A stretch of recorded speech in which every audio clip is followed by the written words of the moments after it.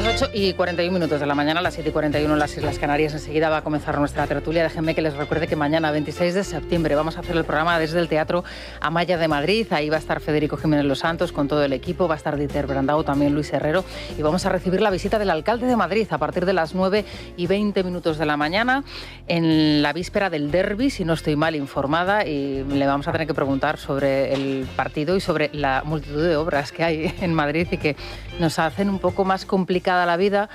Esperemos que para que dentro de poco sea mucho más agradable. Bueno, de todo esto vamos a hablar con el alcalde de Madrid mañana en el Paseo General Martínez Campos, número 9. Ahí está el Teatro Amaya y están todos ustedes invitados a partir de las 8 en punto. La entrada es libre. Si no hay asientos se los vamos a poner, así que no se preocupen. Y por supuesto este programa no sería posible sin el patrocinio de Luminous Cosmetics, que van a tener ocasión además de conocerlos y además incluso de probarlos. Ya están con nosotros todos los contertulios y los invitados. ¿Qué tal, Miguel Ángel Pérez? Buenos días. Buenos días, Rosana. Hoy nos vas a acompañar para algo muy especial. Muchas gracias por acompañarnos, porque ayer ¿a qué hora de la noche acabaste, Miguel Ángel? Bueno, entre una cosa y otra, la verdad es que llevamos unos días. Empezó septiembre un poco como parado, pero ahora ya esta semana ha cogido ya velocidad de crucero, bueno, o sea que está la cosa animada. ¿Has podido descansar? ¿Has podido dormir algo? Sí, bueno, sí. Julián Quirós, ¿qué tal? Buenos días. Buenos días. Me imagino que en la redacción de ABC igualmente, septiembre ¿no? parado por poco, ¿eh? Eduardo Inda. ¿Qué tal? Muy buenos días. Enhorabuena por ese 10º aniversario. Muchas ya, gracias, ¿no? De OK Diario. El otro día te vi Nos quedan unos explicando... cuantos para igualaros, pero sí. Oye, me gracias. encantó.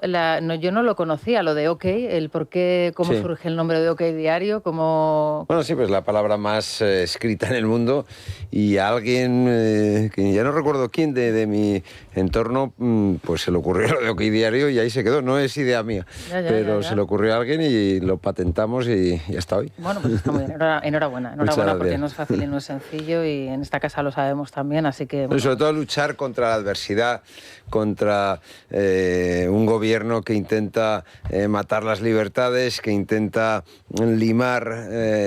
bueno, a nosotros publicidad institucional, el gobierno de España nos da 0, a otros medios digitales similares les daba 3 millones de euros hasta hace bien poco. No sé por quién lo dices, no sé por quién pues lo dices. Alguien que tiene 3 millones de razones para ahora ya no ser tan sanchista como era. Bueno, y que concede últimamente entrevistas en programas en prime time y escribe libros sobre sus memorias. Y efectivamente. Bueno, estamos hablando de Pedro J. Ramírez, sí, y del Español, ¿no?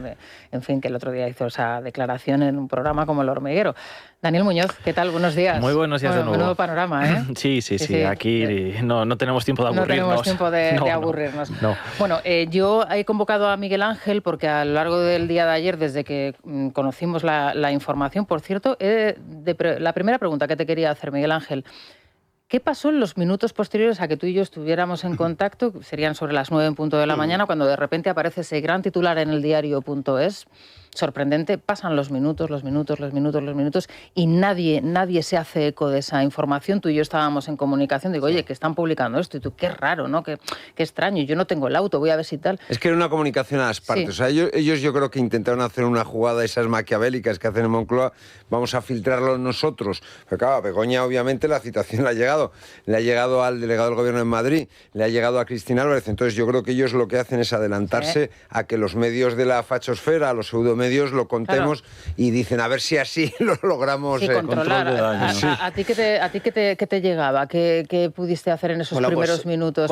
Cuando me escribiste, Rosana, pues estaba ya preguntando pues a las partes, y lo cierto es que por lo menos a las acusaciones no había llegado nada, ¿no? de el auto, ¿no? Es verdad que a priori parecía como algo extraño, ¿no? Porque lo que salía en el diario.es es que le mandan a juicio, que el sábado la citan, que le va a juzgar un tribunal del jurado. Entonces todo era inicialmente era como un poco extraño, ¿no? Entonces es verdad que hubo cierto escepticismo porque nadie confirmaba oficialmente, ni siquiera pues las fuentes oficiales, ¿no? del Tribunal Superior de Justicia de Madrid, y por eso hubo ahí un impasse hasta que ya empezó a rular, ¿no? El auto ya lo tuvimos en la mano y ya se pudo confirmar, aunque es verdad que el enfoque inicial quizá no era el más adecuado o el más correcto, porque en ningún momento pues Peinado enviaba a juicio a Begoña Gómez como se dijo inicialmente. Ahí surgen muchas dudas y muchas cuestiones, y yo te traslado lo que en las últimas horas muchos de nuestros oyentes nos están planteando, e incluso nosotros mismos. ¿Qué es en concreto lo que les va a comunicar el próximo sábado a las 6 de la tarde el juez Peinado a cada una de las partes y por qué es el sábado a las 6 de la tarde. Bueno, pues básicamente el sábado lo que hace el juez Peinado es citar a los 3 imputados siguiendo pues el trámite que establece la propia ley del Tribunal del Jurado, y en esa vista, por así decirlo, donde van a estar todas las partes, fiscalía, acusaciones, defensas, se les va a comunicar a los 3 imputados los hechos delictivos por los cuales están siendo investigados y por los cuales podrían llegar a ser juzgados por el Tribunal del Jurado. Es decir, se les va a concretar los presuntamente hechos delictivos por los cuales habrían incurrido en ese presunto delito de malversación. Eso no significa que luego necesariamente vayan a acabar siendo juzgados. Es simplemente un primer trámite en el que se les va a comunicar eso. Y luego el juez Peinado, tras escuchar a las partes, etcétera, se espera que dicte otro auto donde concrete efectivamente pues, los hechos delictivos de cada uno. O sea que es una vista, digamos, por así decirlo, preliminar dentro de lo que es el procedimiento de la ley. Vamos a ver, Begoña, no la salva ni la caridad, vamos a decir que la van a procesar. Aquí la gran duda es si la van a procesar solo por malversación o por los otros, además por los otros 4 delitos que le imputan, que son prevaricación, tráfico de influencias, intrusismo y apropiación indebida, que no está mal, es que son todo lo que se le imputa. Son 5 delitos. Son los 5 delitos que se le imputan hasta ahora a Begoña Gómez. Vamos a ver en qué queda todo cuando haya auto de procedimiento abreviado. Comportan, creo que son 17 años de cárcel. Es que no estamos hablando de... Es que la mujer del presidente del gobierno está imputada por delitos que en su conjunto suman 17 años de cárcel. Y este tío sale, ayer dice que no ha pasado nada, que es todo lawfare, que no va a dimitir, que va a seguir hasta el día del juicio final. Es todo de locos. O sea, es decir, en una democracia de calidad que un personaje cuya mujer se le piden o se le pueden acabar pidiendo, para ser exactos, 17 años de cárcel, cuyo hermano va a ser procesado por 2 delitos, cuyo fiscal general del Estado está imputado, cuyo delegado del gobierno en Madrid está imputado, cuyo secretario de organización hasta hace 3 meses está en la cárcel y cuyo otro secretario de organización va caminito de Jerez con toda seguridad, y el tío, ahí tan pancho, me voy a presentar con una chulería. Julián, además, fijaos que es que, claro, los hechos, la justicia avanza irremisiblemente. Es que nos vamos a encontrar entre noviembre y abril con una secuencia de juicios, con la fotografía diaria. Primero se va a sentar su hermano un montón de días, le van a ver todos los españoles sentándose en un juicio. Claro, porque pueden convivir, ¿no? Se supone que van a convivir. Bueno, pero que en para tiempo, ahorrar costes, podrían sentarlos en el banquillo a los 2 a la vez. Van a ser muy consecutivos.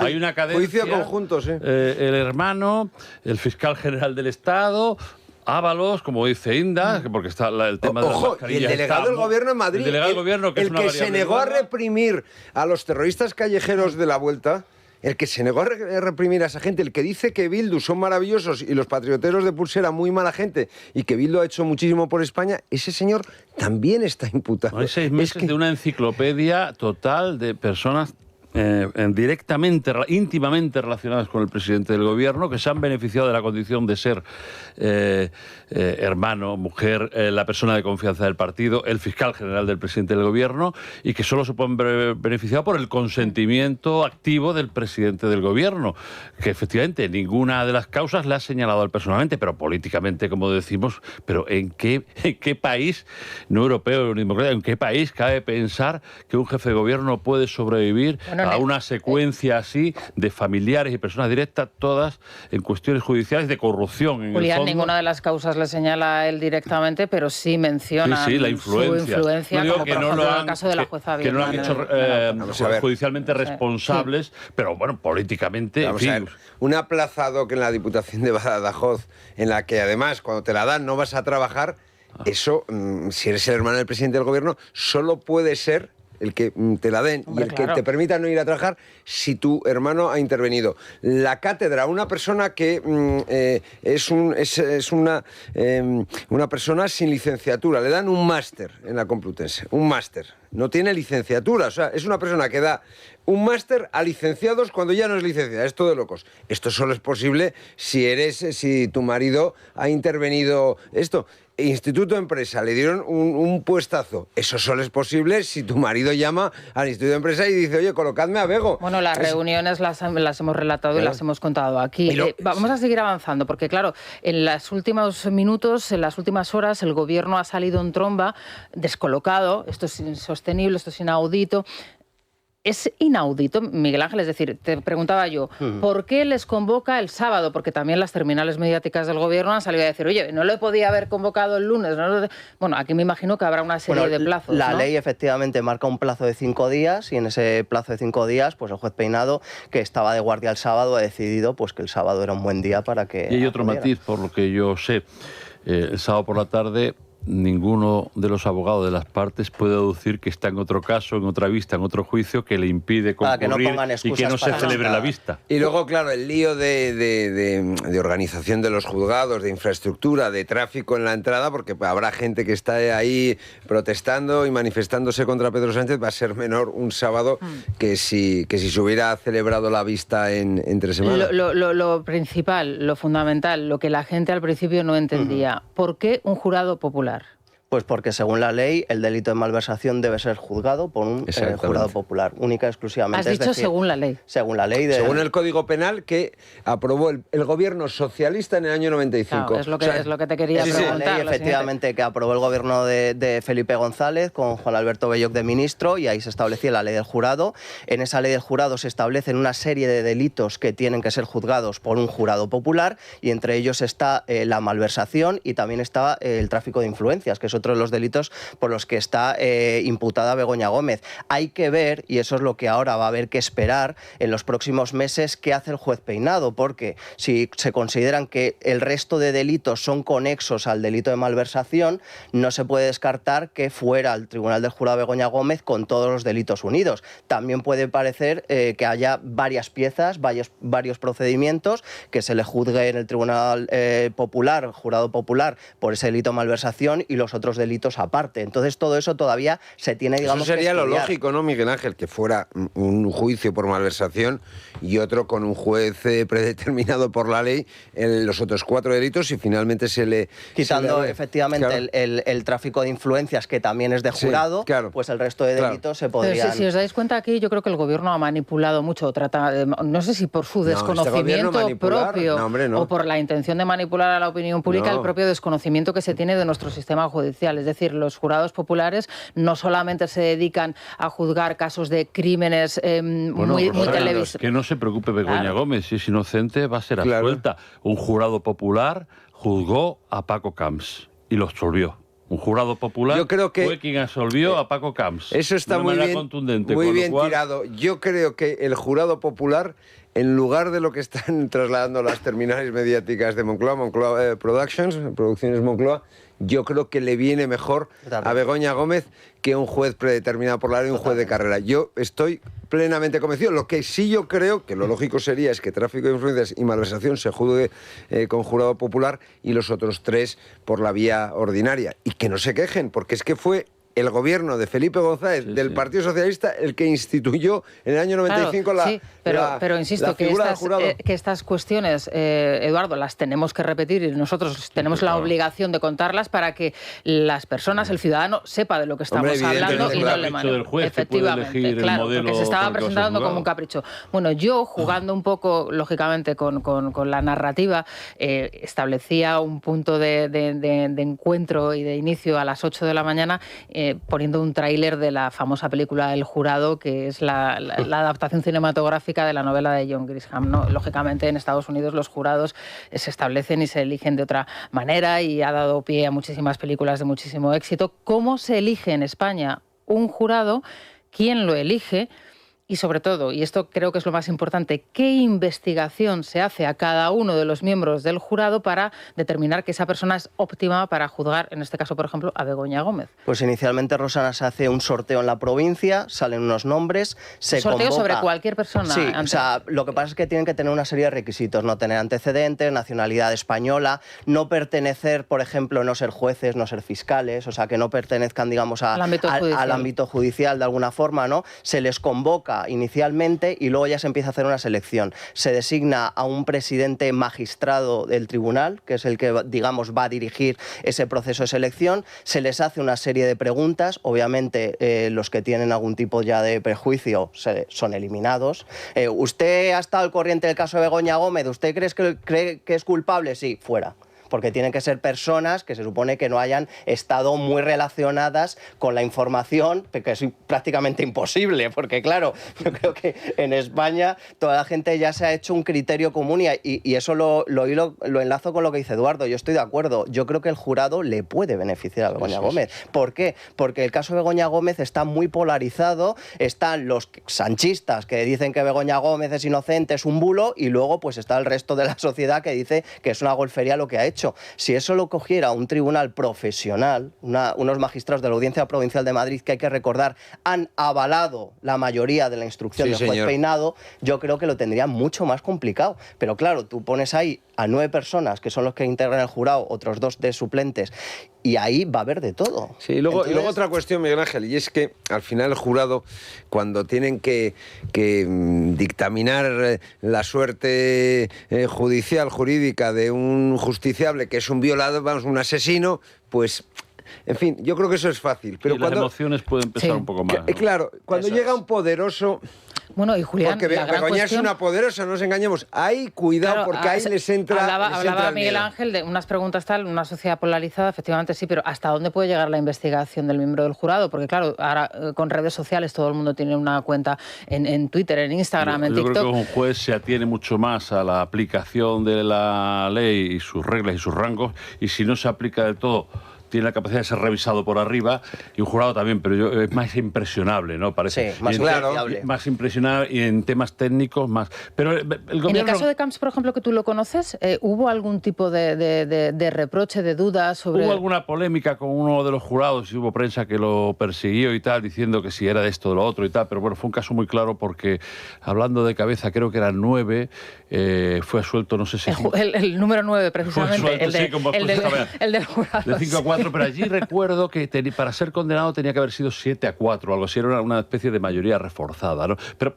en este asunto el gobierno lo que le da igual jurado o no jurado, lo que no quiere es que Begoña Gómez se siente en el banquillo, y cada paso que se da avanzando en esa línea lo que hace es discutirlo, porque lo que confiaba es que de alguna manera esto se abortara en algún punto del camino, y cada escalón que se sube en la línea que sea, pues le rompe los esquemas y las intenciones que tenía. Lo lógico es que el juicio sea relativamente rápido, es decir, yo creo que en febrero o marzo tenemos juicio y la resolución sería en un mes más, con lo cual, es decir, que si hay condena la vamos a ver en 6, 7, 8 meses. Sí, que va a ser más rápido de lo que se piensa, ¿no? De junio, lo del hermano, lo del fiscal general, como sabemos, y lo de Begoña. Sí, pero aquí lo que puede marcar el punto de inflexión es si condenan a su mujer, ¿no? Y eso puede ocurrir, ya digo, en abril podemos tener, si efectivamente, finalmente Peinado, que yo no tengo ninguna duda, por lo que intuyo, por la convicción que tengo, de que la va a imputar por los 5 delitos y la va a sentar en el banquillo, pues esto lo podemos saber muy pronto. Es verdad que en enero también empieza el juicio de Kitchen y ahí van a intentar contraprogramar. No, claro, ahí tenemos de todo. Daniel, 3 o 4 referencias en los medios por ubicación, por páginas que se le dedica, por titular, por llamada que se hace en portada. El país abre... que no abre con ello, perdón. Un breve sumario en portada con el titular: un jurado decidirá sobre el caso de Begoña Gómez si llega a juicio. Así lo refleja hoy el diario El País en su portada. El resto de diarios, al menos los que se editan en papel, eso es, y le conceden mayor protagonismo, y destacan las frases más contundentes, más destacadas, más importantes de ese auto del juez Peinado, ¿no? Por ejemplo, ABC titula: indicios fundados y sólidos de malversación abocan a Begoña Gómez a un jurado popular. El Mundo: la mujer de Sánchez al borde de ir a un juicio por valerse del poder, y esto enlaza un poco con la tesis o los argumentos que sostenía la Audiencia Provincial de Cádiz también para enviar a juicio al hermano del presidente del Gobierno. Y La Razón abre el abanico, un poco lo que comentamos, el panorama un poco desolador que le espera al presidente del Gobierno. 4 juicios de gran repercusión cercan a Sánchez el próximo año. Este es el titular de portada. El presidente dictó sentencia anoche desde Nueva York, diciendo que ambos, tanto su hermano como su esposa, son inocentes.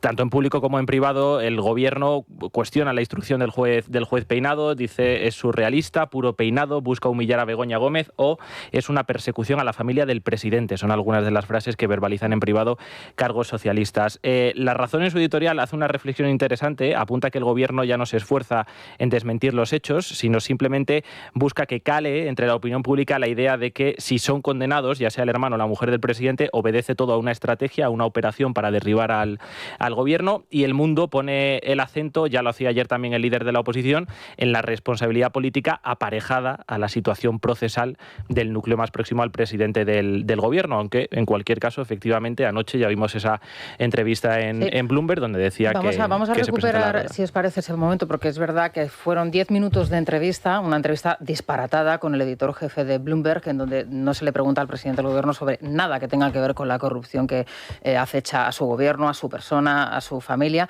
donde no se le pregunta absolutamente nada de la situación en la que se vive en España sobre la inmigración, por ejemplo, irregular y la indefensión de muchos ciudadanos, en donde se trata de edulcorar la versión, digamos, económica que se está viviendo en nuestro país, y en donde el presidente del gobierno de repente dice lo siguiente.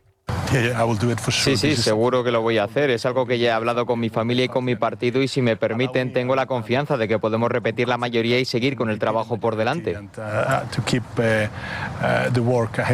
Bueno, primero miente, porque la mayoría será la mayoría con el resto de los partidos que le apoyan en su coalición de gobierno, ¿no? Pero ¿esto qué es?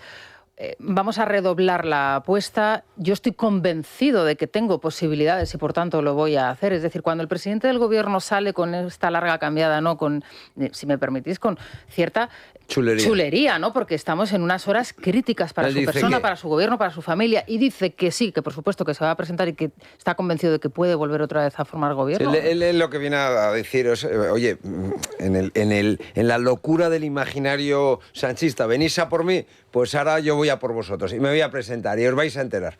Es el mensaje que está lanzando, y es un mensaje más propio de un autócrata, de un ser totalitario, de un dictador, que de un presidente es un mensaje para los democrático. Suyos, claramente, si recordáis, va en consonancia no con lo que ha dicho últimamente, lo que le dijo en Televisión Española Pepa Bueno, que todavía fue más explícito. Si recordáis, decía, no, es que ya sé que hay todo esto, ya sé que está todo esto, pero mi proyecto, o sea, es más importante que todos los problemas que usted está mencionando, ¿no? Que todos los casos de corrupción. Mi proyecto, que es el trastorno absoluto de alguien que pierde el sentido de la realidad y que se inviste efectivamente de una aureola de que yo soy imprescindible, claro, porque yo me gusta ser imprescindible. Y es lo que dijo, el proyecto, lo que estoy haciendo y lo que quiero hacer, mucho más importante que todo esto. Sí, luego, con la realidad no me lo va a cambiar. Bueno, no sé si se lo cree o no se lo cree, pero está en su táctica de siempre de tirar para adelante, y desde luego es un mensaje pues a la gente que todavía vota al Partido Socialista. A los socios no creo que tenga ningún impacto, ninguno. Nos comentaba Dani, hoy coincidís en ABC con tu información también, Miguel Ángel, sobre la figura de Bolaños. ¿En qué situación queda Bolaños? Porque claro, él estaba preparando esa contrarreforma judicial que protegiese, en primer lugar, lógicamente, a la familia del presidente del gobierno. Finalmente no va a estar preparada para ese momento. Es el ministro de Justicia. Ayer le escuchábamos igual saliendo con una versión disparatada del paso de los periodistas que le paraban en los pasillos del Congreso. Tenemos a la quinta ministra recusada del gobierno de Sánchez.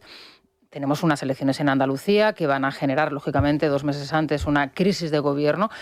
¿Podemos estar asistiendo en los prolegómenos de una gran crisis del gobierno que esté preparando ya Sánchez con su ministro Bolaños a la cabeza? Yo creo que eso lo va a hacer, porque no le queda otra. Y luego María Jesús Montero se va a Andalucía, efectivamente, va al matadero, porque va a tener, seguramente, vamos, por lo que dicen las encuestas, el peor resultado del Partido Socialista en toda la historia, y él va a tener que hacer una gran crisis de gobierno, meter caras nuevas. Yo creo que Bolaños... ¿Con Bolaños también? Yo creo que Bolaños está muy quemado, es triministro, o sea, no lo olvidemos. Es verdad que ha tirado por la borda tantos grandes personajes de sus gobiernos que ya no le queda mucho donde elegir. Y es verdad que él siempre ha tratado de manera despótica, y yo diría que un poco haciéndole mobbing permanente a Bolaños. El día que Bolaños se presenta en la Puerta del Sol, en la fiesta de la Comunidad, y en contra no había sido invitado y le dicen que se vaya y se acaba yendo. La jefa de protocolo de la comunidad. Al día siguiente que había Consejo de Ministros, en la antesala del Consejo de Ministros, le montó un pollo Pedro Sánchez a Bolaños, ministros que había allí, me lo contaron, me dice, yo no he pasado mayor vergüenza ajena en mi vida. Bueno, creo que le insultó, le llamó de todo, o sea, todos los insultos que os imagináis le llamó. Entonces siempre lo ha tratado de forma como si fuera un pelele, por lo tanto, tirarlo por la borda Miguel es Ángel, posible. ¿a ti qué te llega? A mí lo que me llega es que obviamente el horizonte judicial de Pedro Sánchez solo puede empeorar. O sea, se espera que en 2 o 3 semanas comiencen a llegar los nuevos informes de la UCO que van a afectar al gobierno. Y obviamente solo va a empeorar el tema para Pedro Sánchez. Y ahí está la figura de Bolaños, ¿no? Como cuento yo en la información, a mí lo que me dicen es que un ministro de Justicia está para solventar los problemas en materia judicial, pero también si hay problemas judiciales para el propio presidente del gobierno, como es este caso. Y Bolaños no ha conseguido salvar a la familia Sánchez. Ahí tienes a Begoña Gómez, a un paso del banquillo, al hermano ya camino del banquillo, al fiscal general camino del banquillo y lo que pueda llegar. Y luego encima la clave que son las reformas judiciales. Yo siempre he dicho, aquí no hay una ley Bolaños, hay 4 leyes Bolaños. La primera, reforma de la ley de enjuiciamiento criminal para dar la investigación a los fiscales en lugar de los jueces. Segundo, reforma del estatuto fiscal para que la UCO dependa de la Fiscalía. Imaginaos la gravedad. Tercera reforma, limitar la acción de la acusación popular, que precisamente es la que ha llevado estos casos a juicio. Si no llega a ser por las acusaciones populares, ni Begoña Gómez, ni David Sánchez, nadie hubiera llegado a juicio, ¿no? Y por último, la reforma del acceso a la carrera judicial, que lo que quieren es inflar la carrera judicial y fiscal de personas cercanas, digamos, a las sensibilidades políticas socialistas, para contrarrestar lo que ellos consideran una mayoría conservadora. Con un sistema de excelencia. Y ahí hay que añadir una cuestión más, que es la primera vez que fue penalizado, que es el último acuerdo con el PP de nombramiento del Consejo del Poder Judicial, que no salió como quería Sánchez, porque de repente salió por el lateral una presidenta no prevista y se ha encontrado con una persona que no se ha sometido al gobierno, sino que mantiene una neutralidad y una distancia, y ese fue el primer fallo de Bolaños. Hay que recordar que, digamos, la incapacidad de Carmen Calvo para domesticar a la justicia es lo que le costó el puesto y salió por eso. Y efectivamente la clave no es ya todo eso, sino que él tenía el mandato de proteger a la familia, de proteger a la familia y proteger al entorno con un montón de enredos y de cambios legales que no han salido ni van a salir. Por lo tanto, ahí, digamos, al análisis político se une un reproche personal muy fuerte. No, y luego él le imputa también, y eso me consta, el que no haya podido entrar dentro de la justicia para manipular y para forzar más situaciones favorables a... Es decir, por ejemplo, Sánchez está muy cabreado con el hecho de que los tribunales superiores a Peinado le hayan dado prácticamente la razón en todas las caminos de instrucción que ha seguido, y eso le ha cabreado bastante a los nombramientos en las salas claves del Tribunal Supremo, que no han conseguido poner a su gente, que han sido unas decisiones profesionales de las propias salas. Es que, claro, Sánchez yo creo que no sabe que todavía España es un Estado de Derecho, a pesar de que lo intente demoler y destruir. Oye, pues visto así y analizado así tan rápido y con tanta información, da la sensación de que el ministro Bolaños, más que un aliado dentro del gobierno, ha sido lo contrario para Sánchez. Yo creo que está siendo un desastre, en fin, Rosana, y fíjate una cuestión rápida. La semana pasada fue la apertura del año judicial del Tribunal Superior de Justicia de Madrid, donde nunca va el ministro de Justicia. ¿Quién apareció? El ministro de Justicia, Félix Bolaños. ¿Cómo interpretaron los jueces madrileños la presencia de Bolaños? Una presencia coactiva en pleno escándalo de Begoña Gómez, como diciendo, os estoy vigilando. Ahora, en todo esto hay un matiz. Bolaños está muy quemado, pero el más quemado de todos es Pedro Sánchez, es decir, no nos engañemos. Y Marlaska está muy quemado. Y es verdad que hay una tentación siempre los presidentes de gobierno cuando tienen problemas de hacer un... Y luego Bolaños también cambio. Hay que decirlo. Pero vamos, Sánchez es el que está realmente quemado. Bolaños es muy simpático, pero no es el más listo del mundo. Se percibe, también. y el deterioro físico del presidente del gobierno se percibe mucho en esta entrevista de Bloomberg, de que se hace en un exterior, no se hace en un plató con iluminación, con maquillaje, en donde se le ve en un plano americano muy demacrado, absolutamente demacrado.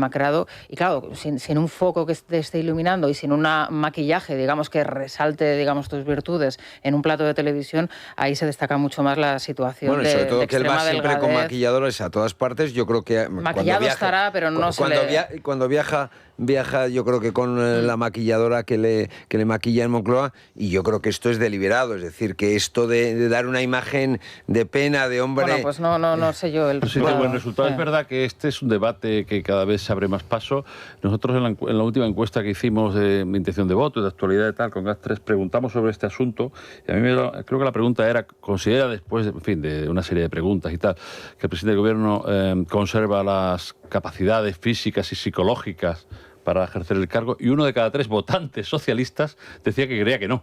1 de cada 3 votantes de Sánchez. O sea, ¿cómo es la cuestión o cómo le ven, no? Bueno, hay mucha gente que está proclamando, que está aludiendo a esos informes que en Estados Unidos se realizan sobre la salud del presidente de los Estados Unidos. Es verdad que en el caso de Biden se presentaron y no se hizo caso a lo que decían esos informes. Los presentaron claro, en la Casa Blanca, porque nunca se hicieron públicos, que eso es otro escándalo. Bueno, pero el presidente de los Estados Unidos está obligado a pasar un reconocimiento médico que garantice que están en las condiciones adecuadas, mentales y físicas, para poder ejercer el mandato. Oye, a mí no me parece un disparate en absoluto, pero yo no sé por qué este tipo... Si Pedro Sánchez le hacen un examen mental, dictaminaría al psiquiatra que es un psicópata. Entonces, pero vamos a ver, Eduardo, o sea, esto es otro debate, ¿no? Y quiero que nos vayamos a Gaza con la flotilla luego, porque tenemos que abordar ese tema. Pero, oye, en Francia están debatiendo si la mujer de Macron es un señor o es una señora, porque le ha llevado a juicio a esa persona que durante 2 años ha estado emitiendo bulos a través de las redes sociales. Todo empezó por un faker español. Y se abre este debate y se abre esta cuestión sin ningún tipo de complejo por parte de Emmanuel Macron y señora. Mira, te voy a contar una anécdota. Hace poco me entrevistó una youtuber de Guatemala.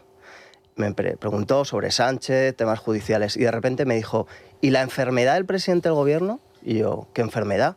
Y me dijo, por aquí, en Latinoamérica, se dice que Pedro Sánchez tiene un... No lo voy a reproducir. No, dicen que tiene una enfermedad estomacal.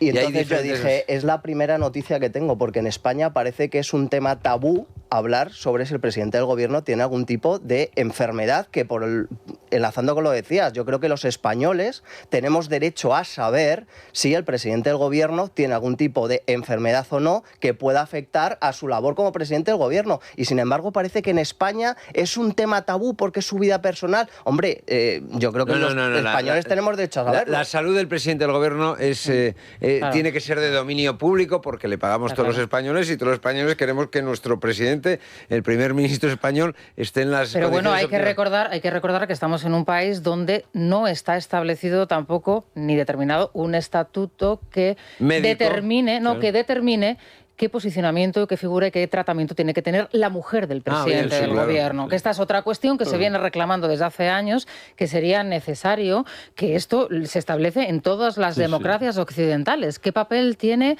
la señora del presidente del gobierno de los Estados Unidos, la del primer ministro francés? En Italia, el señor o el ex señor ahora de Meloni. En fin, esto que es básico, que es fundamental y que se tendría que concretar, tampoco lo hemos abordado. Son esos oasis legislativos en torno al poder, ¿no?, que seguramente emanan de que veníamos de una dictadura, y cuando se hizo la Constitución, pues no se cayó en esto, en que efectivamente el poder tiene que estar vigilado con lupa de alguna manera, de que la transparencia tiene que ser absoluta, pero como veníamos donde veníamos, y le ha beneficiado mucho a mucha gente pero es insostenible porque está fuera del rango. Claro, porque es que tendría que estar legislado que la mujer del presidente del gobierno no puede hacer negocios privados, porque siempre al final se verá incursa en líos y en conflictos de intereses. Otra cosa es que la mujer del presidente tenga un trabajo en una compañía y, bueno, pues siga con su trabajo. A mí me parece bien. Carmen Romero era profesora de instituto y, estando en Moncloa, todos los días iba a dar clase al instituto.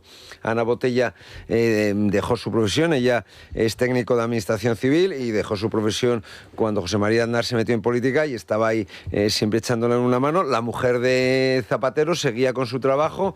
La mujer de Rajoy dejó su trabajo cuando... Es decir, pero claro, otra cosa es hacer negocios, que es lo que ha hecho Begoña Gómez. A raíz de llegar al poder. Y más allá de esto, más allá de su desarrollo y su empeño profesional, si tiene un presupuesto, ¿qué presupuesto tiene? Si tiene un asesor, ¿qué tipo de asesor tiene?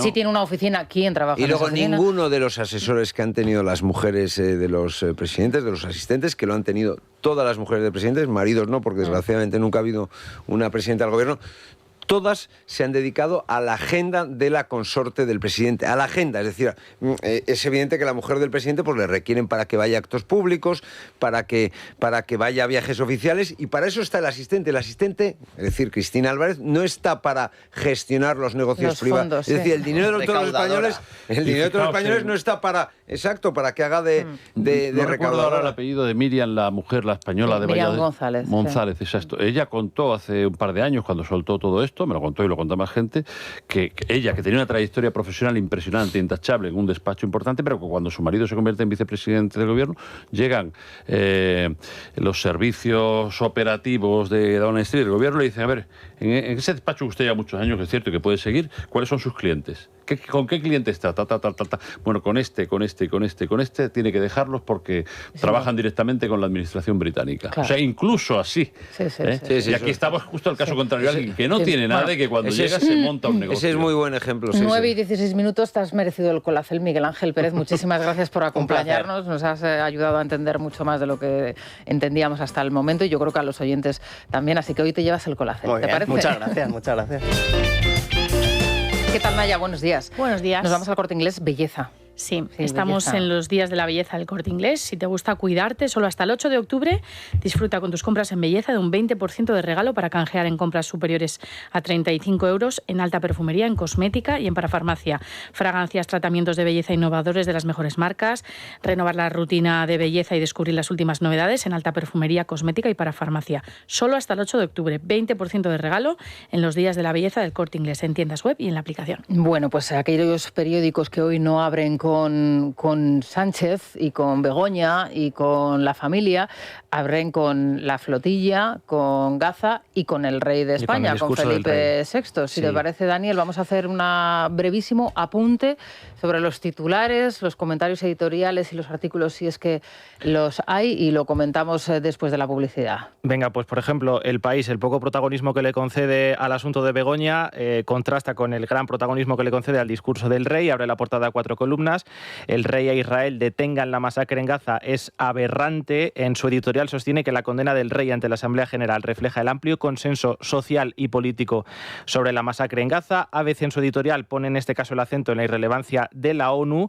El Mundo es el periódico que menos protagonismo le concede. Un breve sumario en portada con el siguiente titular: el rey reclama ante la ONU que Israel detenga ya la masacre en Gaza. Y efectivamente una noticia que hacía pública ayer anoche el presidente del gobierno: una fragata de la Armada parte hoy desde Cartagena para escoltar a esa flotilla de Ada Colau y de Greta Thunberg que va camino de Israel. Bueno, yo sobre el rey a las 7 de la mañana he dicho que, bajo mi punto de vista, y esto es una opinión personal, creo que la casa podía haber ahorrado en algún que otro descalificativo, es decir, no, eso de encadenar 5 descalificativos seguidos en la misma frase me parece un poco desbordante en este sentido. Y sobre la cuestión de la flotilla, creo que es un paso más adelante, ¿no? Es decir, en la guerra personal y particular del presidente del gobierno. Vamos a ver, yo mañana me embarco en un disparate como la flotilla esta, que lo único que hacen es... Bueno, la flotilla nos estamos refiriendo... Fumar y no precisamente tabaco normal, irse de emborracharse, eso es la flotilla. La flotilla es que nos vamos de Marchuki, y entonces nos vamos de Marchuki por todo el Mediterráneo, y entonces ahora una fragata que paga, no es fragata, bueno, un buque de la Armada, que pagamos todos los españoles para que me escolten, para que escolten a esta gentuza. Pero estamos todos locos, de verdad, estamos todos... O sea, esto es otro delito de malversación de caudales públicos. ¿Qué pinta un buque de guerra? Además, el ataque que dicen que hubo en Túnez, ya dijeron las autoridades tunecinas que fue un accidente de la propia gentuza que viaja en la flotilla. De verdad... Un buque que va armado, un buque que lógicamente va armado. ¿Qué pinta? O sea, es decir, lo lógico es que, como dijo Meloni ayer, aunque Italia, sorpresivamente, el ministro de Defensa ha mandado un barco, pero como dijo Meloni, es que esa gente es una irresponsable. Es que tú no te puedes ir a una zona de guerra, y si vas a una zona de guerra vas bajo tu responsabilidad, y si te cae una bomba, pues oye, lo siento mucho, pero nuestros impuestos no están para escoltar a gente que... Bueno, y luego las consecuencias que esto puede tener, ¿no? Porque claro, al final esto se puede también interpretar por parte de Israel como una declaración... Es una flotilla ideológica, ¿no? Lo primero que quería decir que es que yo lo daba por hecho, que el rey no ha utilizado naturalmente la palabra genocidio. Quiero decir que es la palabra masacre, mantra. igual que pero genocidio que dijo que es la que toca de acuerdo al genocidio que tiene de la unas Real connotaciones Academia. jurídicas y de derecho internacional obvias, no lo ha utilizado. Claro. Y todo el gobierno lo está utilizando. Y ya sabemos que los discursos del rey tienen que pasar por el gobierno, o sea que ahí hay una matización. Evidentemente ha hecho un discurso duro, como no puede ser de otra manera. Y esto es una flotilla ideológica, decía Eduardo, ¿no? Que quizás recuerde aquello del amor y no la guerra, ¿no? Del 68, estas cosas un poco de coña y tal, pero que son tan fáciles, pero que le van muy bien al gobierno, son los mejores aliados. Sánchez ha reinventado no la guerra, porque en el fondo es esto, el viejo recurso de Zapatero que tan buenos resultados le dio. Bueno, nos va a acabar convenciendo que es Feijóo el que está atacando Israel, vamos, como si estuviera en el gobierno, ¿no? Pero no tiene más, porque ha encontrado la herramienta, la pancarta, un poco para que nos olvidemos de todo lo que hemos estado hablando antes, y que sabe que le sirve para aglutinar a la izquierda, que le sirve para orillar diferencias entre ellos, y no hay más que eso. Él no cree más que eso es una plataforma de propaganda que ya le va bien. Que este buque, imaginad, en un supuesto, este buque va a partir próximamente, vale una pasta ponerlo en marcha, obviamente, ahí va gente, va armamento. Pero una pasta, no un bastón. Que tiene que intervenir. Porque se produce unas aguas. Tiene que intervenir. Bueno, y la intervención pues se descontrola. ¿Qué pasa? O sea, ¿en qué situaciones está España? Hombre, Sánchez fenomenal. Hombre, es evidente que Israel no va a atacar a un buque español porque tampoco son tontos. Pero lo que yo vuelvo al origen de todo, ¿qué carajo pinta un buque de la Armada pagado con nuestros impuestos protegiendo a gente irresponsable, locoide, que hacen el buque lo que todos sabemos que hacen, que van de marchuki, no van de otra cosa? Estos les da igual Gaza, vamos, estos van a pasárselo bien y con cargo al contribuyente, porque esa flotilla, a ver quién la ha pagado, que la habremos pagado todos nosotros. Pero ese es el quid de la cuestión, y yo creo que Israel evidentemente no va a atacar esa flotilla bajo ningún concepto, tan tontos no son. Y luego quería decir, genocidio es exterminar a un pueblo. Tú no puedes exterminar a un pueblo cuando estás diciendo a ese pueblo, cuando ese pueblo se está yendo de donde, y además tú estás forzando que se vayan. Si tú quieres exterminarlos, tiras bombas sobre ese pueblo y no les dejas ni siquiera que se vayan. El pueblo se ha ido. Y masacre, que es lo que dijo ayer el rey, lo que el calificativo que utilizó Feijóo, según la Real Academia, es matanza de personas por lo general indefensas producida por ataque armado o causa parecida.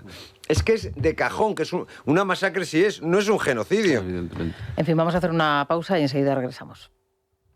Es la mañana. Es radio. Bueno, todavía tenemos unos minutos para abordar la que es la quinta reprobación de un miembro del Gobierno en el Parlamento. Me refiero a la ministra Ana Redondo, que viene, pues encadenando una serie de despropósito tras despropósito que nos acaba de descubrir a la ministra Vergüenza. ¿Os acordáis de ese capítulo protagonizado por la ministra de Igualdad? Vosotros en OK Diario publicasteis esta información. La verdad es que, mira, yo te voy a contar lo que me pasó aquel día. Recuerdo que de madrugada vi el titular que sueles mandar, Eduardo, y me puse a hacer llamadas telefónicas muy temprano. A partir de las 6 de la mañana empecé a mandar mensajes a varias personas que están en diferentes administraciones y que tienen diferentes responsabilidades, siempre en el Departamento de Igualdad y de Asuntos Sociales, o que han estado, ¿no? Primero, la sorpresa, ¿no? Porque el titular era, claro, escandaloso sobre lo que estaba sucediendo. Y luego, aparte de la indignación, sí que es verdad que estas personas iban haciendo sus llamadas y sus respectivas investigaciones y todos corroboraban la versión que se daba en el periódico. Es decir, nadie me dijo, esto no es verdad, esto no ha sucedido. Y sin embargo, tenemos a una ministra que incluso ayer, ya yo creo que ya no sé si era la desesperada, ya porque no tiene otro parapeto, llegó incluso a decir que las sentencias que la propia Fiscalía ha denunciado no existen. Bueno, nosotros le vamos a facilitar la tarea a esta ministra, que es buena alumna de Pedro Sánchez porque es mala gente, porque mentir en cualquier orden de la vida, pero con estos temas tan graves es de ser muy mala gente. Y además es una mentirosa compulsiva. Entonces le vamos a refrescar la memoria y vamos a estar durante 15, 20 días, cada día sacando una sentencia. Y el titular de la de hoy, claro, es que es brutal. Un juez de Alcalá de Henares exculpó a un maltratador al fallar la pulsera por incidencias técnicas, que lo dice la sentencia, que nosotros no hemos quitado ni hemos puesto un solo calificativo. Es decir, cuando las víctimas, que son las que de verdad están ahí, cuando las víctimas te dicen que fallan las pulseras, cuando la Fiscalía General del Estado, que dirige un tal Álvaro García Ortiz, que no y depende de Pedro Sánchez, como bien dijo Pedro Sánchez, el Consejo General del Poder Judicial, la Guardia Civil, la Policía, esas 5 instancias te han dicho que eso es verdad, ¿tú cómo puedes salir a negarlo y a decir que son bulos? Hace falta ser, insisto, que mientas en otras cosas, a mí no me gusta. Pero cuando estás hablando de la vida, del riesgo que corren muchas mujeres que quedan desguarnecidas, es una cosa repugnante en términos morales, políticos, éticos y legales. Es más, llega a decir que el sistema funciona perfectamente y que es buenísimo y que además ha salvado la negación, ¿no?, es la fórmula de este sistema, ¿no? Pero fijaos, en realidad la justificación última que llegó a dar es absolutamente aberrante. Dice, bueno, es que no ha muerto ninguna mujer. Que ya veremos, gracias, ministra. Que ya veremos y ojalá, por supuesto. Y tal. Pero, o sea, por tanto, ese es el umbral. Todas las agresiones, todas las violaciones, todos los abusos que haya habido contra mujeres, todos los... Si no ha muerto nadie... Si no ha sido asesinada una mujer, gracias. No tenemos que encima tenemos que dar las gracias. Tenemos que dar las gracias a esta pájara. Es que es una cosa... Ahora es curioso, es una cosa, un ministerio... Porque no haya habido ninguna asesinada. Sí, claro, cualquier cosa por debajo... Nos olvidamos, mientras no haya sido nada asesinada, bueno, lo habrá oído todo el mundo, con lo que sabrán tomar nota. Pero un ministerio inventado, por supuesto, que ha tenido tanto presupuesto para gastarlo en propaganda, que el presupuesto de gestión es pequeño, que tampoco tiene que hacer tantas cosas y no son capaces de hacerlo. No son capaces de hacerlo. Es decir, sí, porque tampoco es que tengan mucha materia que gestionar, efectivamente. En campañas y operaciones, ¿no? Y lo que tienen que gastar en recursos y en gestión y de verdad en defender a las víctimas, que no es tan complejo ni tan difícil, fijaos dónde estamos y dónde ha llegado y cómo se ha deteriorado, y efectivamente, con avisos recurrentes que no han hecho nada y bueno, la negación, que es el recurso último de la incapacidad con ese mensaje de ¿pero ha sido asesinada alguna? Ninguna. El otro día, Daniel, tú estabas aquí, vino Jaime de los Santos, que es el que, por cierto, lo está haciendo muy bien y a mí me parece que es muy valiente en su exposición, ¿no? Y además... Y es un buen orador. Es buen orador, tiene datos, tiene información, se preocupa de prepararse los temas y les fastidia mucho porque además es un perfil que, claro, a ellos les molesta. Sí. Pero fíjate, Dani, que él dijo, a ver, el primer fallo es que Telefónica se retira, porque Telefónica dice, aquí aquí hay alguien que va a pringar, porque claro, si yo estoy ofreciendo este servicio por este coste y me estáis pidiendo que esto se minimice, a ver qué pasa con el margen, Rosana, margen que sobra. Las anteriores pulseras costaban 1.500 euros. Estas 150, que lo dicen las trabajadoras de Cometa, que no lo decimos tampoco nosotros. Si una cosa cuesta 1.500 y otra 150, lo lógico es pensar es que una es infinitamente peor a la otra. Bueno, es que... y en AliExpress y en Alibaba, que se pueden comprar por hasta 18, 19 euros. No habían bajado, dijo ayer Federico. Sí, porque va en función de la ley de la oferta y la demanda. Bueno, pues él dijo que, claro, lo primero es cómo se nos ocurre dar este servicio a una compañía que no garantiza la cobertura a nivel nacional en toda la península. Es decir, ya de origen el hecho de dárselo a una compañía, como es el caso de Vodafone, que por cierto, Securitas Direct ha tenido que emitir un mensaje, no es lo mismo porque no es lo mismo que Securitas. Porque salió el Podemita, salió un portavoz de Podemos. Nosotros lo hemos especificado desde que antes era Securitas Direct y Telefónica, los concesionarios, y ahora es Vodafone con Securitas, que no es lo mismo. Pero yo quiero matizar, si me permites, una cosa. Es decir, aquí hay un doble escándalo. Primero está que las pulseras que se están utilizando ahora fallan más que una escopeta de feria, pero luego está el escándalo anterior, que según la Fiscalía y el Consejo General del Poder Judicial han provocado decenas y decenas de fallos absolutorios y sobreseimientos provisionales. Y es que la anterior concesionaria le dio el manejo de los datos a una empresa israelí. Y cuando termina el contrato, la empresa israelí dice que no facilita al Gobierno de España, al Ministerio de Igualdad ni a la Justicia española los datos, el seguimiento de los maltratadores. ¿Qué ha ocurrido? Que eso ha provocado que muchos jueces hayan tenido que dejar que se vayan a su casita, tal y como llegaron al juzgado, a infinidad de maltratadores. Es todo de loco. Es que es un doble problema, ¿eh? Dani. Además es un poco contradictorio porque dijo ayer la ministra, claro, ni la Fiscalía ni el Consejo General del Poder Judicial nos ha reportado casos en concreto de maltratadores que se hayan podido ver beneficiados, en fin, de fallos en el sistema. Pero hay que recordar que la primera reacción de la ministra sobre este asunto fue señalar que creían que en torno a un 1% de los casos se habían visto afectados por 46, 47. Exactamente, en torno a medio centenar de mujeres, con lo cual, bueno, pues sí tenían, ¿no?, el conocimiento, constancia de que había habido casos que se habían visto afectados por este asunto. Hay que decir que vamos a tener novedades muy pronto, en cuestión de minutos, porque está compareciendo ahora mismo en el Congreso Congreso de los Diputados, la delegada del Gobierno contra la violencia de género está dando explicaciones sobre este asunto. Enseguida nos va a contar Sergio. Hay que decir que hoy solo el diario El Mundo lleva a portada a la ministra de Igualdad, reprobada ayer gracias a la abstención, entre otros, de Junts, Esquerra y el BNG. También lo apoyaron el voto a favor de PP y Vox, evidentemente. Lo encontramos también en la 2 de ABC. Hoy Lucía Méndez traza un perfil sobre la ministra. Dice que no es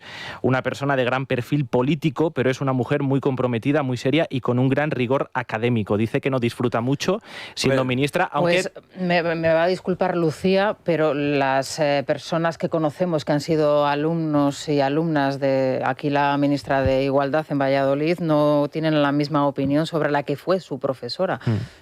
Bueno, es que Lucía Méndez es una persona de extrema izquierda, es lógico que diga eso. Y es fuente directa, así que, en fin, será una persona muy comprometida, pero ¿qué es el compromiso? Esto es como lo de la verdad de Sánchez, ¿no? Yo tengo la verdad, mi verdad. El compromiso con la mujer, una persona que niega las evidencias, es que está por escrito. Es decir, está por escrito en los documentos de la Fiscalía General del Estado, está por escrito en los documentos de la Policía, en las sentencias de la Guardia Civil, del Consejo General del Poder Judicial, que ha habido infinidad de fallos absolutorios y sobreseimientos provisionales. Es decir, ¿qué compromiso es ese? ¿Es un compromiso con la mujer?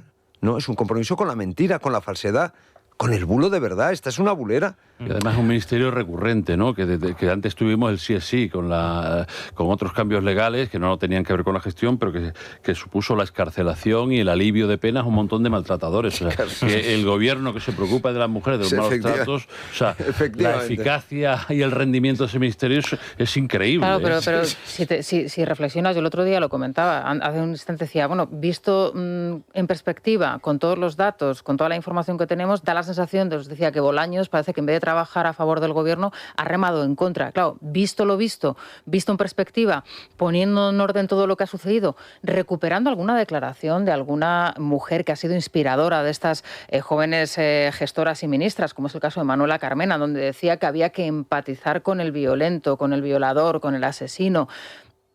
Una ley suelta a violadores, una normativa que suelta a agresores, es que da la sensación de que hay cosas que están hechas a posta. O sea, de que la protección de las mujeres estaba mejor antes de que existiera un ministerio para tal fin. Bueno, es que esta gentuza, hay que llamarles lo que son, gentuza, que no luchan por la mujer, es que lo que hicieron, porque ellos el punitivismo no les gusta, entonces lo que hicieron fue reducir el peso de la ley sobre abusadores, violadores, pederastas.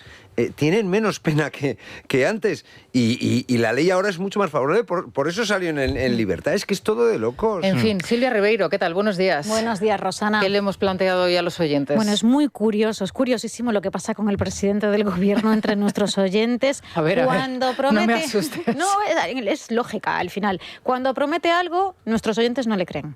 En absoluto. Sí. Ahora, cuando amenaza, tiembla el misterio. Ese sería el resumen de lo que nos hemos encontrado hoy en el contestador. Preguntábamos esta mañana si será capaz de cumplir con esa amenaza de presentarse a las elecciones, a las próximas generales, sean en el 26, sean en el 27, cuando corresponda.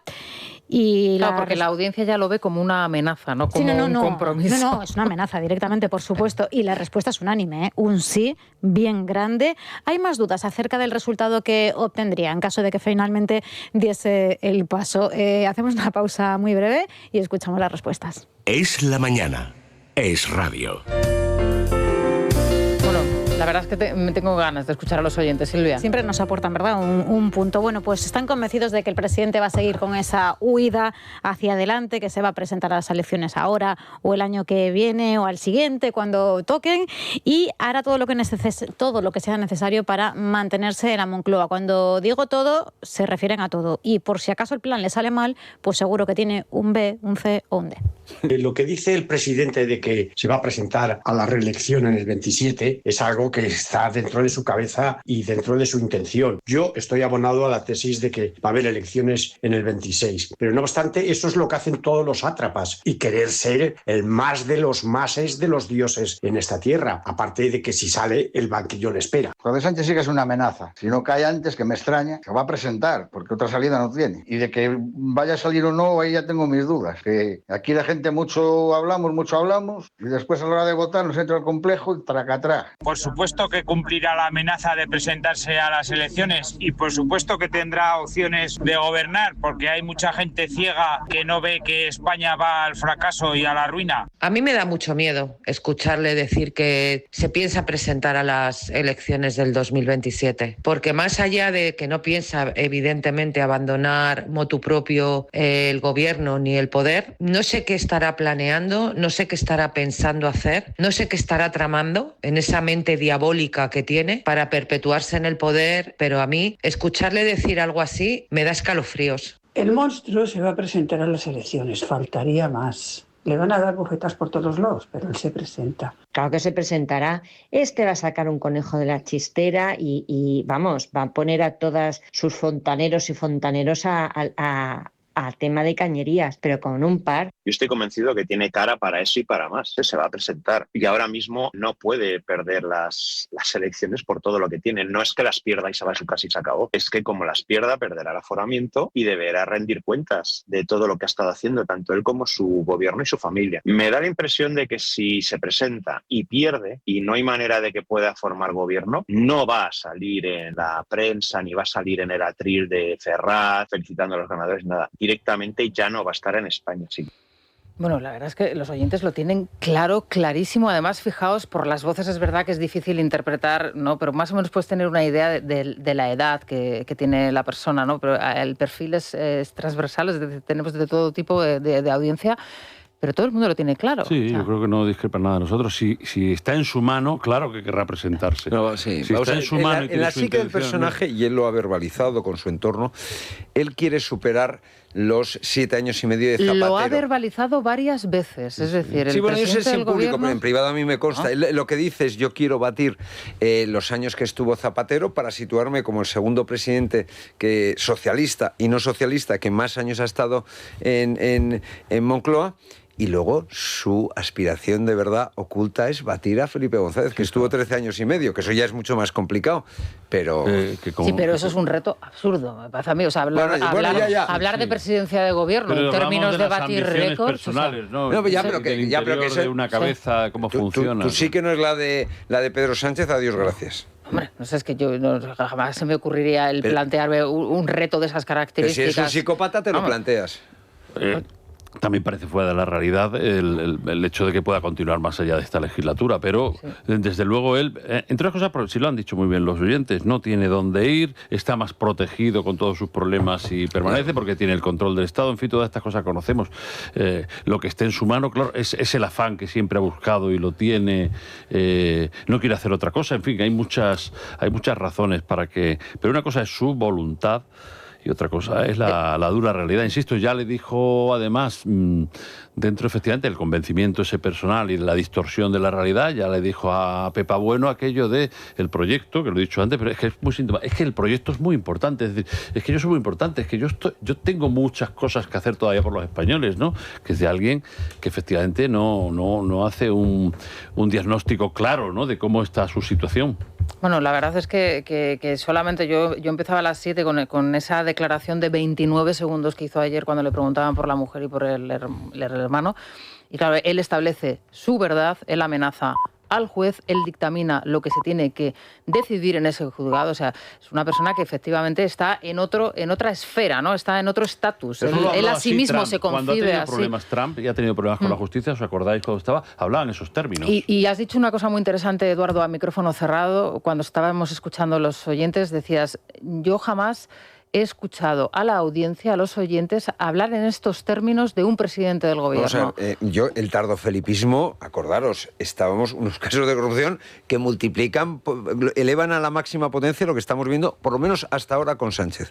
El Filesa, el BOE, las escuchas del CSID, el robo de los fondos reservados, el GAL, que asesinaron a 29 personas. En fin, había casos de corrupción por todas partes. Le dimitieron varios ministros. Bueno, le dimitió el ministro del Interior, Antonio Asunción, porque se les fugó Luis Roldán. En fin, que robaban, se quedaban con comisiones de los huérfanos de la Guardia Civil. En esa época, la crítica a Felipe González de el no socialismo y el socialismo era muy dura. Con Zapatero 3/4 de lo mismo. Con Aznar en el tardoaznarismo 3/4 de lo mismo. Con Rajoy también. Yo nunca he visto la virulencia y el asco, el desgarro, el asco con el que se expresa a la gente con este personaje, con ningún otro presidente, incluso con el Adolfo Suárez del final, que tenía unas críticas tremendas y estaba a merced del ruido de sables, de las puñaladas de su partido, de una prensa durísima con él. Yo no lo he visto nunca, jamás. Nunca un presidente del gobierno, ni siquiera Zapatero, que lo hacía, pero lo disimulaba, nunca un presidente del gobierno ha hecho tan explícita la idea de yo gobierno para los míos, solo para los míos. Y es más, no solo gobierno para los míos, sino que soy combato abiertamente todo lo que no son los míos. Y luego eso ha producido una fractura brutal. Y luego Zapatero tenía una virtud que este no tiene. Zapatero es un tío muy simpático, o sea, conmigo... es un encantador de serpientes. Exacto, pero bueno, bien, pero claro, eso hace que el nivel de... Yo lo he presenciado en directo. Es que yo creo que la primera entrevista que le da como presidente del gobierno en Moncloa se la da a Federico. Es a Federico en la COPE, y yo estaba ahí y yo lo presencié y efectivamente que será lo que sea que lo es. Es verdad que yo creo que es verdad que ese Zapatero y creo que el actual ha evolucionado también, ¿eh? Es como un lagarto que muda y esa piel se ha ido... sigue siendo... Y disimula parte de sus intenciones, pero es verdad que tiene... Pero este es un tío que nos odia, o sea, que si pudiera, nos pasaría cuchillo a todos los que no opinamos como él, o sea... Bueno, vamos a evitarlo mientras sea posible. Nos vamos a ir al Corte Inglés. Bueno. Vamos con señores del gobierno... No, me callo, no digo nada. Semana de la lencería en el Corte Inglés. Solo hasta el 5 de octubre, 25% de descuento en toda la lencería, pijamas y medias, para renovar las prendas íntimas con la máxima comodidad y la mejor calidad. Del 25 de septiembre al 5 de octubre, toda la lencería, pijamas y medias, con un 25% de descuento, con marcas como Triumph, Chantel, Selmar, Liz Charmel, Simón Perel, Philippe Matiñón y muchísimas más. Todos los estilos, y para que estemos más cómodos, 25% de descuento en la Semana de la Lencería hasta el 5 de octubre en el Corte Inglés. Consulta excepciones y condiciones en la tienda, en la web y en la aplicación. Bueno, pues estupendo. Nos contaba Dani hace un instante que tenemos que estar muy pendientes porque se está produciendo ahora una declaración de la delegada del Gobierno para la Violencia de Género. Eso es. Y que Sergio está recogiendo sus palabras, ¿no? Así que vamos a recibirle en unos instantes y vamos a contarles qué ha dicho. Es La Mañana de Federico. Bueno, son las 16 minutos de la mañana, las 9:06 en las Islas Canarias. ¿Por dónde empezamos, Sergio? Pues la decisión del juez Peinado de mandar a Begoña Gómez ante un jurado popular sigue marcando la actualidad. En Radio Nacional, la diputada popular Esther Muñoz incidía en la gravedad del momento que se está viviendo y se le ha preguntado otra vez por la comparativa con Isabel Díaz Ayuso. De hecho, la pregunta directa que le han hecho es si ellos actuarían de la misma forma si estuvieran en el gobierno, poniendo de ejemplo precisamente el caso de Ayuso. Esto respondía. Y es importante saber que los delitos de la pareja de la señora Ayuso no tienen nada que ver con la administración que gobierna la señora Ayuso. Son delitos particulares. El novio de la señora Ayuso no se ha valido de la condición de Ayuso para tener negocios. El Begoña Gómez sí. Cuando supuestamente se producían esas facturas de las que están investigando la justicia, no eran pareja. Ahora dicen que es que un mes antes se les vio en Mallorca. Hombre, eso no es ser pareja. Yo he tenido muchas primeras citas, seguro que tú también. Sí. Y lo primero que preguntas no es, oye, ¿seguro que presentas bien tus facturas ante Hacienda? Hay que reconocerle que Esther Muñoz tiene gracia. Buenísima. Claro, y es una oradora excepcional. Decirle a Juan Ramón Lucas. La entrevista ha sido complicada. Y desde aquí le mandamos un saludo a Juan Ramón Lucas, que fue mi primer jefe y que yo le tengo mucho cariño y mucho aprecio y aprendí muchas cosas de él. Seguro que tú también has tenido muchas primeras citas. Y el otro, sí. ¿Qué te voy a contar yo? Y no preguntamos por las facturas en la primera cita.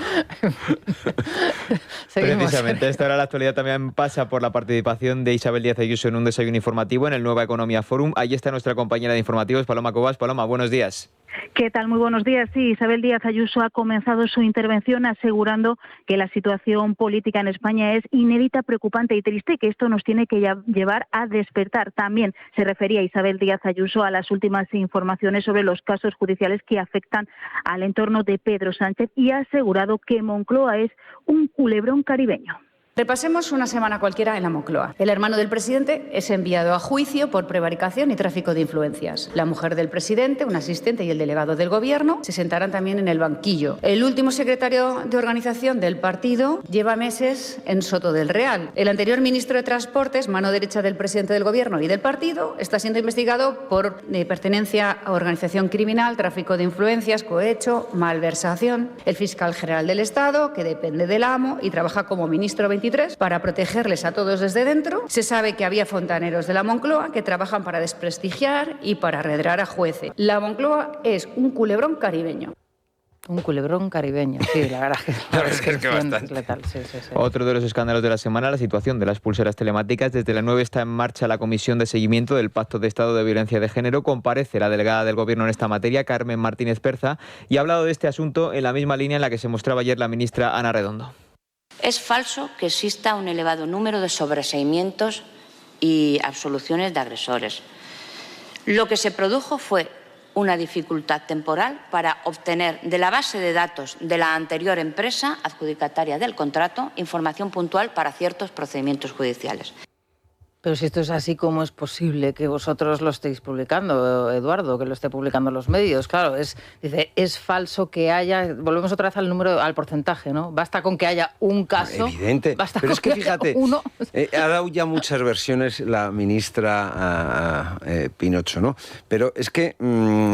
dijo el 1%, pero es que el 1% de casi 5.000 mujeres son 50 o 40 y muchas. Es que 50 mujeres que estén al albur de si el maltratador se levanta con ganas de maltratar o no, es impresentable. Pues ahora le ha salido la delegada del Gobierno para la Violencia de Género, que obviamente pues dice lo que le dice el Gobierno que tiene que decir, pero bueno, los jueces están diciendo lo contrario. Bueno, ¿no? asombra la falta de respuesta, que en el fondo no tienen nada que decir, no son capaces de defenderse mínimamente y del chiste, no niegas la mayor, esto no es verdad. Jueces, las víctimas, los policías... No, y están las sentencias. Si es que vamos a publicar todas las que tengamos. Hoy hemos empezado, si es que... Bueno, Isabel González, ¿qué tal? Muy buenos días, Rosana. Vamos a la tarea. Pues todo muy bien. Vamos a hablar de muchos temas en nuestra crónica rosa. Hoy, además, de nuevo con Mar Flores como protagonista, porque ayer ya presentó el libro delante de sus lectores en la Casa del Libro. Hay que decir que prácticamente había más prensa que personas interesadas en la biografía. ¿En la Casa del Libro? Sí, en la de la Gran Vía, además, en pleno centro de Madrid. Pero grandes ausencias que además han sido muy comentadas. ¿Cuál? La de su hijo Carlo. Ella explica las razones que no han llevado a su hijo mayor a estar allí, ni al resto de sus 4 hijos, que son las mismas. Porque algunos han elegido ser famosos, otros no, y tienen quizá mejores cosas que hacer. Eso por un lado. Pero un ratito antes había estado en el programa de Sonsoles y ya por primera vez dijo algo que me parece que tenía que haber utilizado como argumento el primer día que se sentó delante de un micrófono, y es no me sé las fechas exactas. ¿Por qué? Pues porque todo el mundo, empezando por la prensa que tiene ahí el calendario, el cronograma perfectamente realizado, pues ha criticado que Mar baila un poco con los meses y los años. Y en esto, ¿no? Es importante, las fechas. Eso es. Es que cuando hablas de que solapas o no una relación, a lo mejor tienes que tener en cuenta la hemeroteca. Digo yo, que es importante. Sí, eso por un lado. Un detalle. Sí, es un detalle. Sigue siendo noticia los Pantoja. Ahora vamos a hablar de ellos porque Anabel ha respondido y de manera regular a los rumores de crisis con su novio, el padre de su hija, con David. Hay que hablar de Marijose Suárez, que también ha respondido a la revista Semana. Sabes que ayer publicaban esa información que decía que de nuevo estaba con Scassi en el cine. Y yo decía, pues es que han visto juntos una película. Sí. No, esto es antiquísimo. Esto es de hace año y pico. Es un rodaje que hicieron y que ahora la revista ha recuperado. Y luego traigo el tema que me gusta a mí, ¿vale? Y el tema que te gusta a ti. Dime. El que me gusta a mí. Casa Real Noruega ha pedido el sucesor a Rey, es decir, Haakon, o Hakon. Hakun no.